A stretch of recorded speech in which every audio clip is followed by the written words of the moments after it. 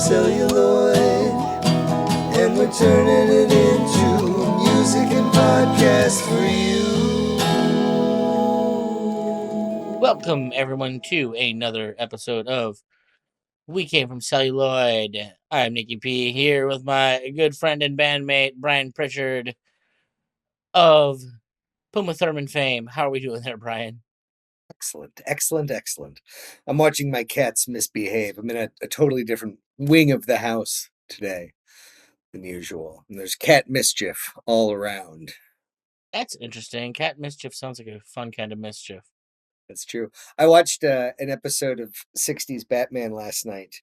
When I texted you to say that I was hanging out with our mutual friend James, I was watching YouTube music videos, but then I watched 2 episodes of the Adam West Batman series, which were Catwoman episodes. So there was feline mischief afoot there as well. And then I watched 1 episode of classic Star Trek, which was okay, but like the pacing was quite sluggish. It depends on the episode. The reason the show got canceled is because it just never quite knocked anything out of the park on the original run. Like, some of it was good, but it was like the whole thing wasn't good enough to do, and then eventually took off later. No, and there's episodes that I remember really digging, and I actually got a fairly cheap box set of the first 4 motion pictures of like the Kirk era, and like for like the $25 that it cost for the set, I was, Wrath of Khan alone, you know what I mean, is pretty much worth the price of admission for me. And but no, I hadn't watched Star Trek the motion picture in a while. I definitely have some sentimental attachment to it, but it's brutally slow. Like there's like long chunks where it's just the camera floating over the outside of the Enterprise for like 4 or 5 minutes. You know what I mean? Like at a time, just like looking at this model of a spaceship, like, and I'm thinking, like, I guess at the time this was about like how they built the notion of scope, perhaps, in people's minds, and the work does hold up. It looks excellent. I'm not literally sitting there. It's not that it looks like a model. That's not what I mean in terms of it's not that it looks cheap. It's just you're not used to that. I mean, I haven't seen anything just like hover on the exterior of a structure for 5 minutes. Like, I cannot think of another example, and it's just struck me as really bizarre. I guess 2001 is maybe the closest precedent at the time for like, well, although Star Wars had already happened, I'm pretty sure. Isn't the Star Trek the motion picture? Damn, that's the question. I'd have to look it up to be sure. I feel like it's either 78 or 76. And that's a huge difference as far as Star Wars coming out in 77. Um, I'm going to look it up. I'm going to look up when the motion picture came out. Because is it more influenced by 2001, which is also slow as hell? Or is it just somehow oblivious to what just took place? Or is it influenced by THX? I've only seen that movie once, I don't remember enough of it. That is a very slow movie, even compared to 2001. But I don't recall that one being as much of an outer space movie so much as more like a like Logan's Run, almost like a dystopian future movie, I thought, right? Closer to like on a planet as opposed to out in the stars. I mean, maybe there's certainly that element to it, but I mean, it was clearly, in my mind, always a science fiction space movie. Star Trek the Motion Picture came out in 1979. That's shocking to me. Well, and I guess there's certainly some pacing issues in A New Hope, but not not like that. Not like that. And then my mind goes to like Moonraker, right? Which was absolutely an immediate reaction to Star Wars, right? And Moonraker has some terribly, painfully long space sequences. I remember there's like a laser gun battle in space, right? At one point, like a whole group of people, and that goes on way too long. Yeah, but Star Wars moves it at a pretty good clip. The worst I could say about any revisit of A New Hope, right, as they call it, is what a little bitch, Luke Skywalker is. He's just kind of whiny at times, or like that character and that performance. I sort of go like, man, I'm surprised anybody like came away from this like being like, I want to be like Luke Skywalker, because he's very, very whiny. He's a whiny young man. Well, that's certainly the amount of getting out of his own way that has to happen in those movies. Um, I've never been a Star Wars guy myself. Like, it's not for me. Do you watch either of them? You've spent more time with Trek than with the Wars. Certainly watched more Trek over the years. Um, at least Trek is like sci-fi. You can't really even call Star Wars science fiction. It's more fantasy than anything. Like, it's certainly the Force is certainly more akin to magic than it is like a jump in human evolution. Let's say that. No, I mean, part of science fiction, one of the traits that I associate with the genre of science fiction is how it uses aliens and other planets and other worlds to talk about Earth shit. Because that's all, of course, that us Earth writers can really, really comprehend. You know what I'm saying? Is like, try as we may to be clever and imagine things, it all tends to be filtered through what it is to be a human being. And so the idea of um what's the better word? Allegory, like, the idea that like this represents that kind of stuff, right? That Well, you're not wrong, but there's a certain part that I think you're missing that actually makes it science fiction. If you could tell the exact same story amongst human beings and it wouldn't make a difference, it's not sci-fi. And the real story of like Star Wars could be told. It's all politics and it's all, relationships. It's smuggling and politicking and that kind of stuff. Certainly interpersonal relationships. It doesn't whether or not you're human, like, it wouldn't change anything. What makes science fiction, you say, like, okay, we're now trying to deal with the same situations, but we have something that's completely unhuman.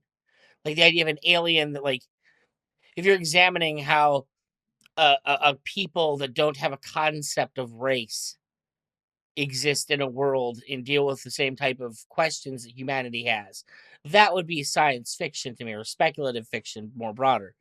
It's you're telling a story that has no way to be told if you're dealing with strictly people. It's like when you run into like the aliens that breathe completely different, and it's how does this difference in evolution change some way in which they interrelate with the world. It's the idea of pushing a yeah, except that most episodes of Star Trek, to me, it did seem like they were dealing with themes of tolerance, right? Um, through interacting with other species. That was a very common thread, to which point you could say, yes, there's a case to be made that you could tell those stories without them being aliens and just like substitute, like, a nationality. You know what I mean? And like, yeah. well, and towards that end, most science fiction people would consider Star Trek soft sci-fi at best. Like, Star Wars is not sci-fi at all. Star Trek is soft sci-fi. Isaac Asimov is hard sci-fi. Wrath of Khan, which is just a blast to watch. I would pair up more with like Master and Commander, right? Than I would with another sci-fi movie. It's like it is these two fighting Warcraft, captains battling it out, and the interplay between those two. And that yeah, like there's more inside I don't even I'm sure Master and Commander has movies that like it drew inspiration from. I only ended up seeing it because I like Peter Weir, right? I like Peter Weir's bizarre body of work. And but like yeah, you sort of go like, oh yeah, like these two are actually like oddly kindred spirits, you know? So yeah. Well, and once again, to that end, what I think the real takeaway is that is the more popular something is, the less sci-fi it is. Like by definition, like science fiction should appeal to a very specific, scientifically minded subset of audience, which that's not probably the biggest audience out there. There's some of it, but it's not going to be for everybody. So you're defining it in part as saying that it has to have story ingredients that are truly alien, right? In nature, whether it's technology or a trait of a living organism or something. Exactly. So, like a really good example of sci-fi, and don't get me wrong, I hate this movie. I think it's done terribly. Equilibrium. you know, how does society work when, you can't, you have an entire echelon of people that have found a way to push emotion out of your being human. Are you human anymore? Like, what does it mean to be human? When you can ask that core question of what does it really mean to be human by seeing us versus something completely different, or speculating on if this was different or if this happened, what does that mean? Like that's like those kind of questions are what really make something sci-fi. Isaac Asimov. Like if you've ever read any Asimov, he has a canon of things that like So it doesn't need to be alien in terms of being different from. he did robots. That was Asimov's thing was robotics, and he had like all his stories. A lot of them focus on like. I don't know if you ever watched the movie Bicentennial Man. I know the Robin Williams movie. I probably like at least not well. I don't know it well. No. The whole point of that movie is he starts out very specifically as a robot. And like literally, we're talking the movie ends with him in a court case trying to define himself as a person. Because by that point, the only part of him that was still a robot was his positronic brain, which is a thing that, you know, Asimov always talked about. Every part of him by the point at the end of the movie, and I think he lived for maybe like 600 or 700 years in that span. But he eventually got rid of everything of him that was robotic and replaced it with organic material, with the exception of his brain. And he was on his deathbed trying to get himself declared human, and he making a case for it. So it's the contemplation of things that are not available in our world as opposed to simply using allegory or metaphor or whatever the right word would be to substitute it, right? Like because even equilibrium I haven't seen in a number of years, but just from memory I remember it feeling like a 1984-esque story, right? Like that it was about a group of cops fighting censorship and you know what I mean, that it was another sort of dystopian future world scenario, but you're also describing traits within humanity. So the X-Men would be sci-fi from that perspective, The X-Men absolutely gets into that in a lot of different ways. A movie that I maybe you wouldn't think is sci-fi, even though that's earthbound. It's not space at all. Well, sometimes it is, but doesn't have to. and take this one. How about Limitless with Bradley Cooper? Would you think of that as a sci-fi movie? I mean, the whole point of that is if there was a drug that could like make you more human than human, what part of that? Where's the line drawn in that? How does the world look different if some people have this or not? Okay, so no, but from that perspective, presenting a world in which there are such levels of space travel and other worlds and things like that, why wouldn't that immediately just count? Like Star Wars of course counts. If that counts, then that counts. You know what I mean? Like we don't have spaceships either, right? Yeah. Well, but here's where I would find the difference. The world in which Star Wars exists, what do the spaceships do actually? Do they in any way impact us other than say you could tell that exact same world in 800 BC where they have sailing ships and it feels just as far away as those planets do to us if we have rocket ships. When the core, like, does the fact that travel is so much quicker impact the story anymore? That I guess would be the difference to me. It's like you're still telling the same human bound dramas. Once again, but that also is, I believe, why those stories are more successful than say anything Isaac Asimov ever put out. What about all the psychic powers and things that come with Force?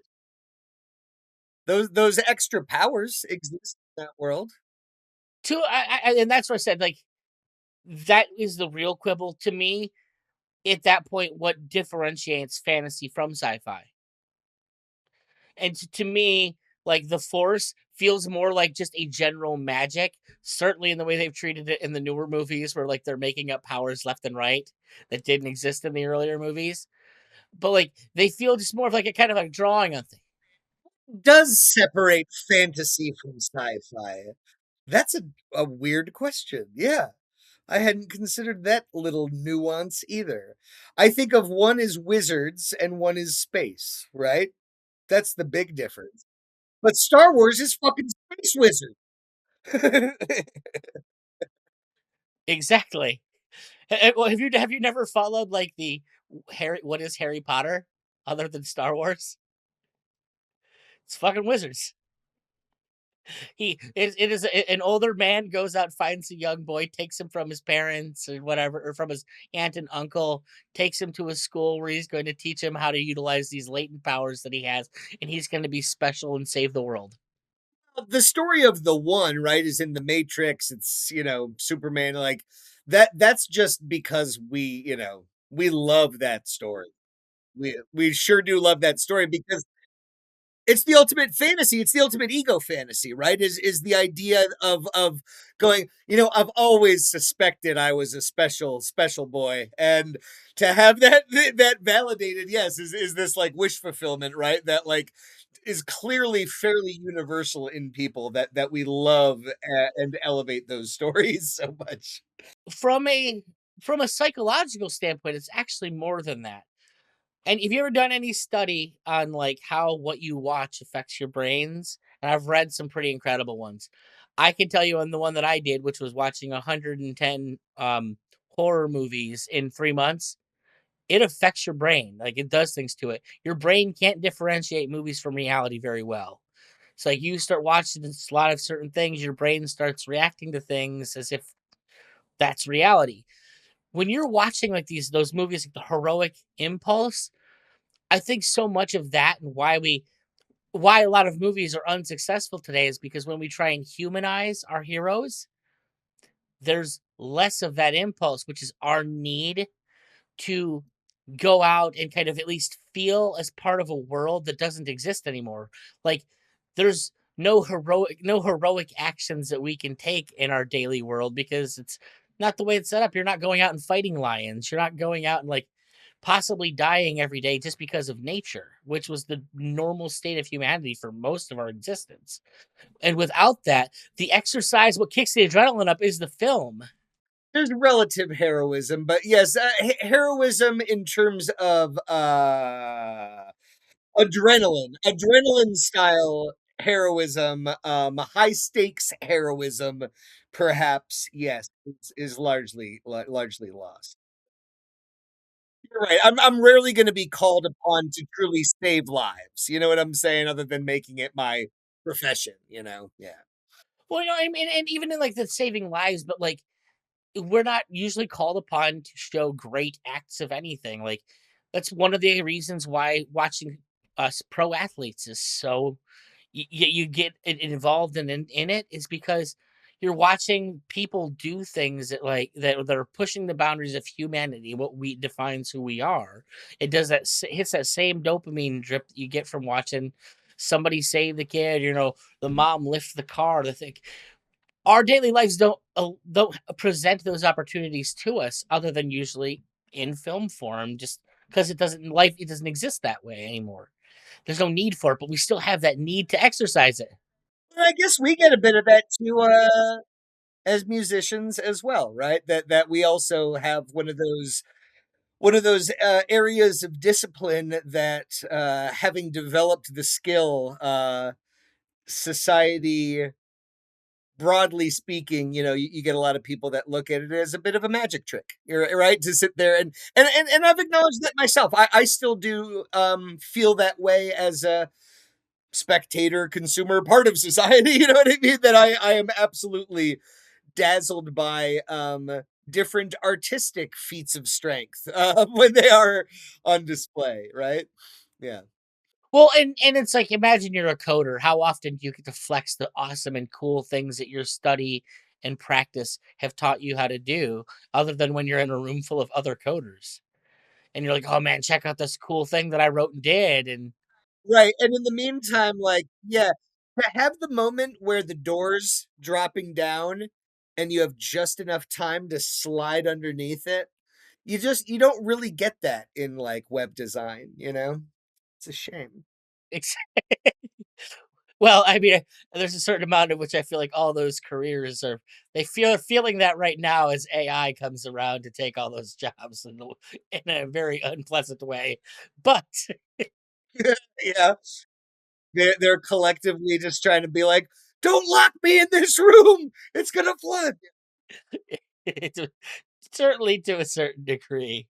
Well, but that's where I think in business and in music and in life in general, I think that there's something in the air, as far as a hunger for authenticity that I think is going to be interesting. I think that live performance in that sense feel more precious than ever. I don't know what that means for the fucking business of it all, but I think that human beings will continue to appreciate watching other human beings do the magic trick fucking right in front of them, right? You know what I'm saying? I think that will continue to be a thing. And then, I don't know that you and I have talked about this ourselves. I definitely brought it up talking to someone today, but everyone is terrified of AI music and like Suno and what it's going to do to the world. Couple things I want people to think about, and it's this. Number one, from a consumer standpoint, if you make it easier for everyone to create, which this will inevitably do, people who had never been able to play an instrument will now be able to create fully performed songs that other people can enjoy listening to, and just by telling it. From a jobs standpoint in music, I think that this is going to open up a space for even more amazing live performers, because you're going to have, number one, more music being made that can reach that echelon of interest.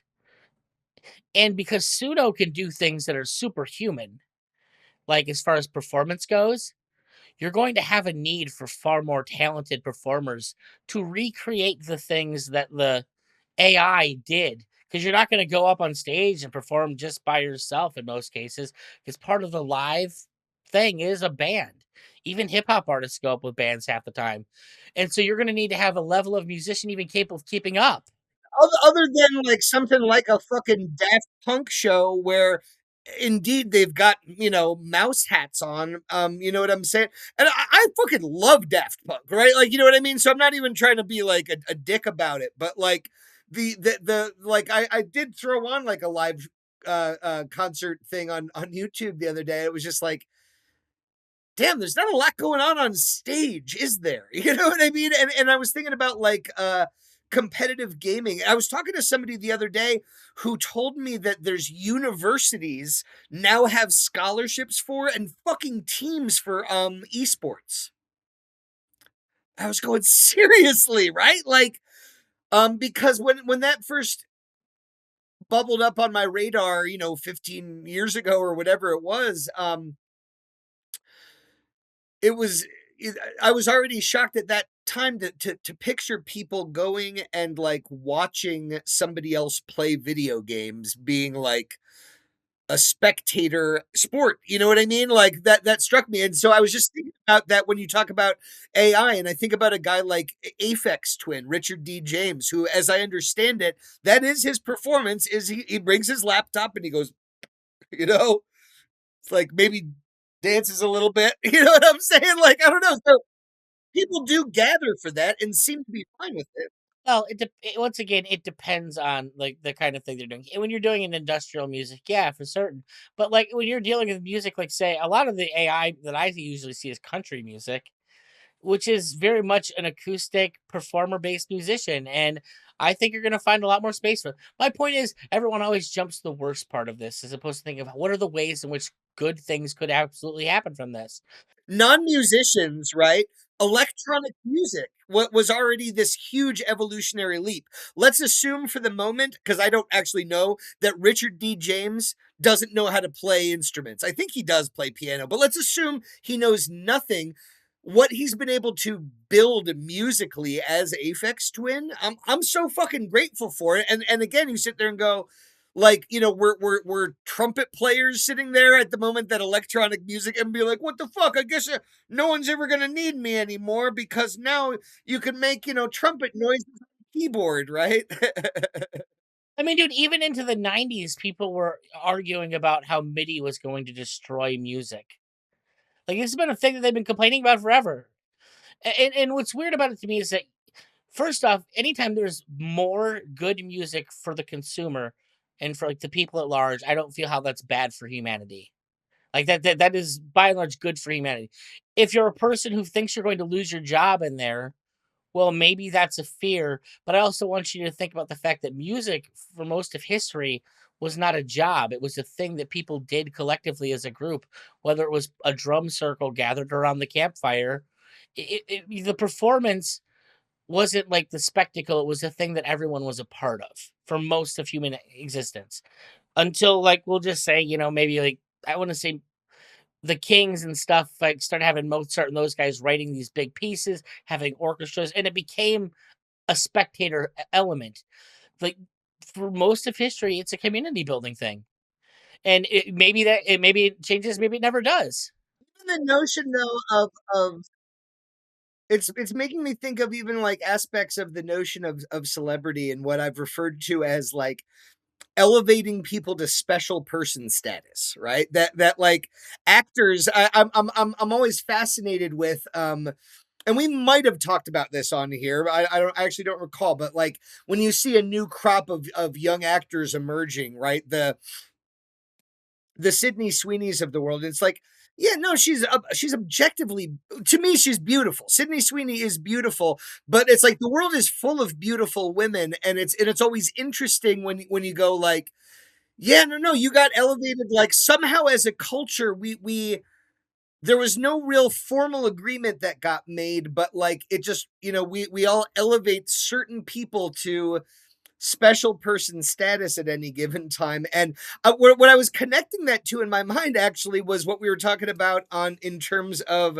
those storytelling archetypes, and going like, yeah, I guess maybe as a society we kind of like having that as an ingredient. We like having it that certain people get to like be the one. You know what I'm saying? That's our version of making those sort of fairy tales almost come true, is like these incredible, at least what we how we treat it. And like, 'cause I don't think that their lives are actually that necessarily, you know what I mean? But like the way we treat and build it up is certainly a long, there's maybe a, Let me take it to a different place. This place I always go because I spend so much time there, but take it to politics.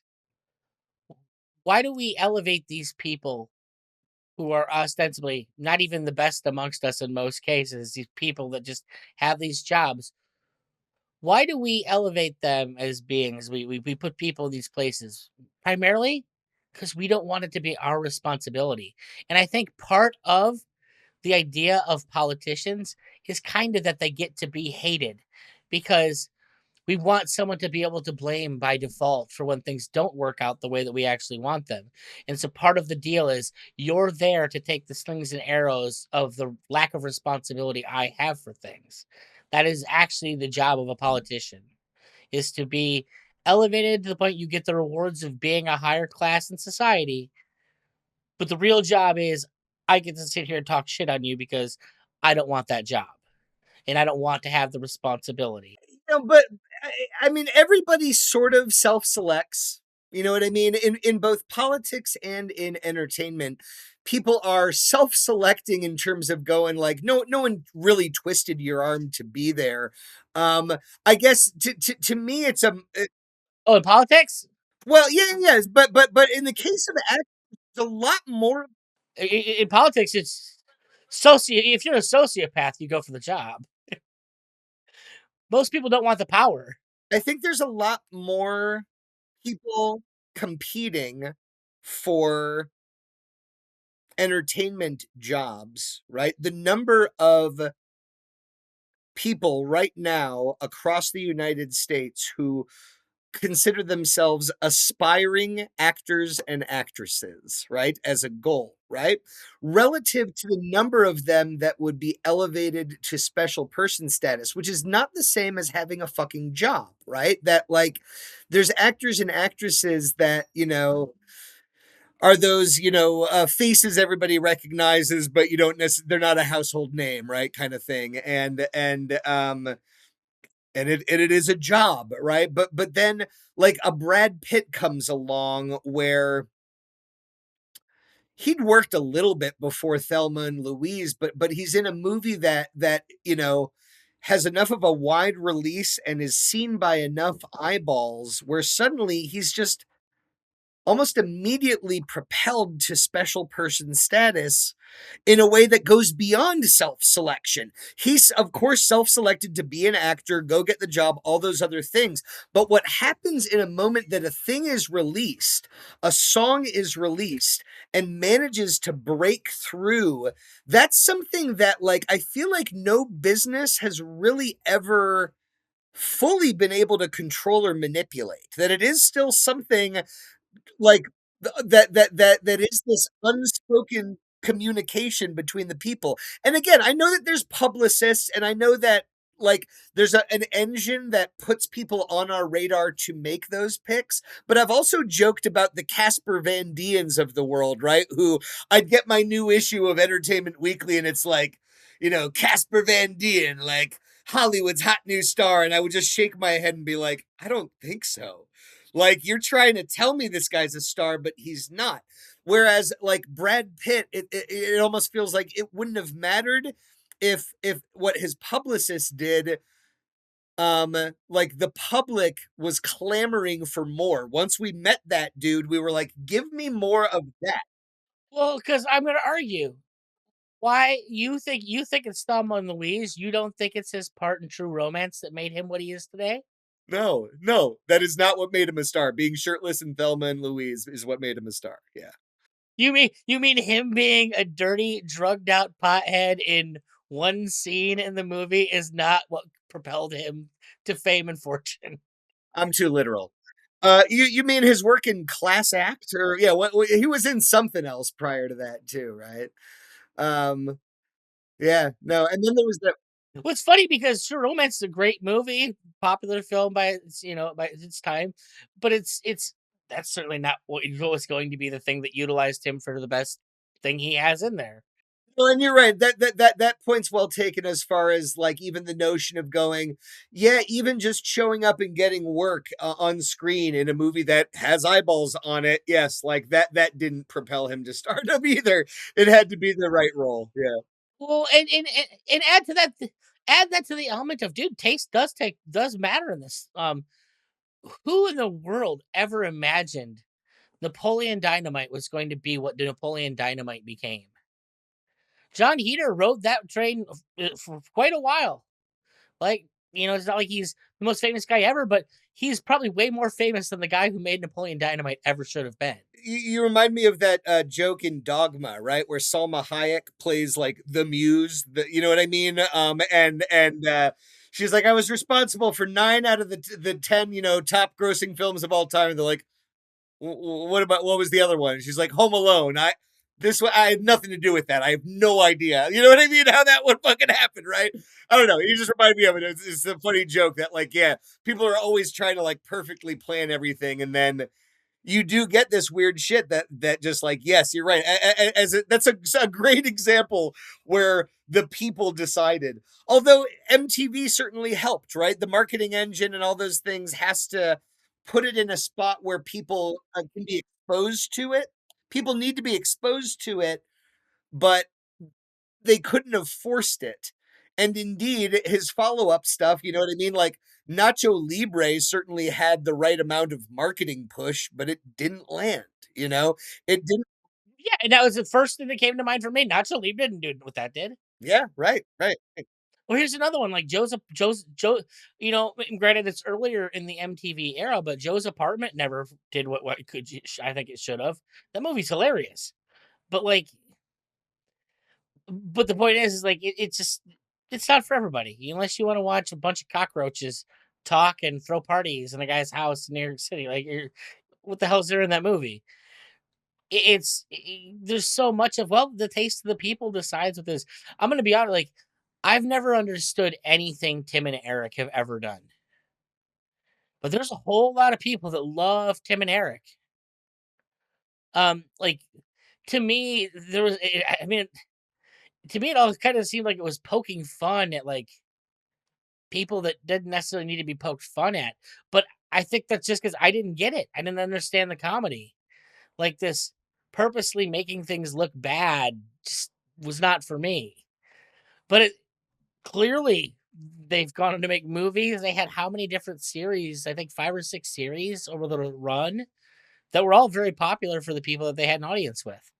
So, you know, it's plan all you want. Sometimes it's just gotta hit. Well, and even that, that's a career. That's a career and that's an audience, right? And that's a following, you know what I'm saying? Which are all amazing, You and I would kill to have that many people give a shit about us, right? but it's still not, that's not quite special person status either, right? You know what I mean? I don't consider Tim Heidecker to be a to yeah. He can walk around the world unmolested, I would suspect for the most part. Well, but let's take this. I'm sure there are celebrities that you could stand at a urinal next to, and it wouldn't mean anything to you. Be like, oh hey, you just wouldn't care. Meanwhile, I've lost my shit standing at a urinal next to the bass player for the band OK Go. I was drunk as hell, and I just look over and look, oh my god, and that's not the time you want to be freaking out, like standing next to somebody. So the special person status, like it's on a sliding scale in and of its own. Like in the world of podcasting, like they always tell you it's like, sure, you only have 20 listeners, and that doesn't feel like a lot. And until you think of how many rooms have you ever been in where there's 20 people listening exclusively to you and show up to do that routinely.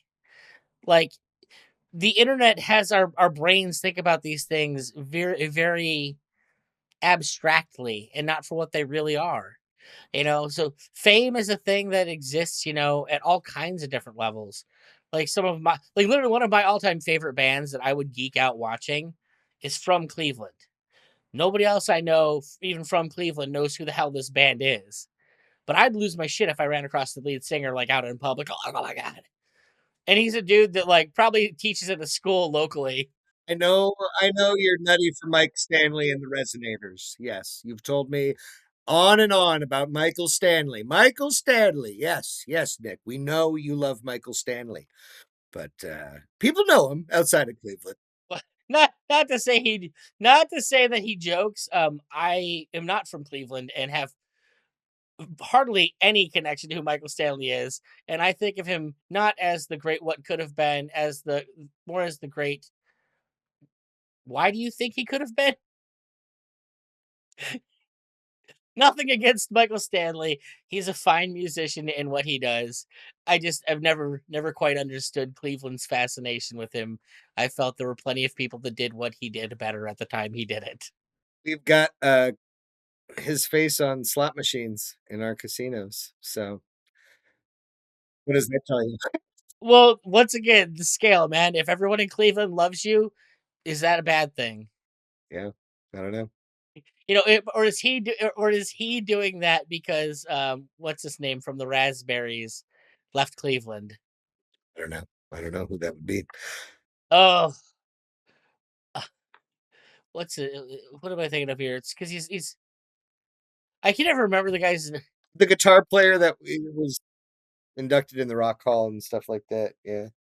I mean, no, he's not. I mean, he probably was a guitar player in the Raspberries, but no, he's a multi instrumentalist who's been like written a million hits. And like the Raspberries is probably the thing he's least known for, but it's the thing always comes to mind. Oh, this is gonna okay. Now I have to look it up. But I think it's someone who doesn't like he doesn't take like where he's from in Cleveland as being like the biggest thing in his life. The Raspberries from Cleveland in 1970. Blah blah blah blah blah. What am I looking for here? Yeah, Eric Carmen. Eric Carmen's the lead singer of the Raspberries. Who else is all by myself? That guy, and pretty sure he did Hungry Eyes for freaking. Interesting. Yeah. I feel like my dad may have had some Eric Carmen tapes kicking around the house. A lot of Todd Rundgren. I know some people that recorded with him. I know some people that used to record with him back in the day here in Cleveland, like when he was around. But I think that the big thing he's not in Cleveland anymore. He like got famous and left, whereas Michael Stanley like is still here, pseudo and being pseudo famous. Like he like, well, they still own me. They still take care of me. I'm Cleveland proud. Whereas Eric Hart was like, well, it was a stop on the way to fame, guys. Fair enough. Anyways, thank you to all of those who hung out with us on this very strange trip we've taken today. But that is the thing that you get with us, strange trips. Usually music or movies of some kind, but strange indeed. If you'd like to hear more, subscribe. I hope you do. Look for us on YouTube or wherever. Really look for us to be playing out some shows. We've got a summer tour lined up that we're getting ready for, and probably a couple shows, hopefully before that. Warm up and limber up before we go out and hit the country by storm. Into it. We So, came from anyways, take it easy. celluloid, and we're turning it into music and podcast for you.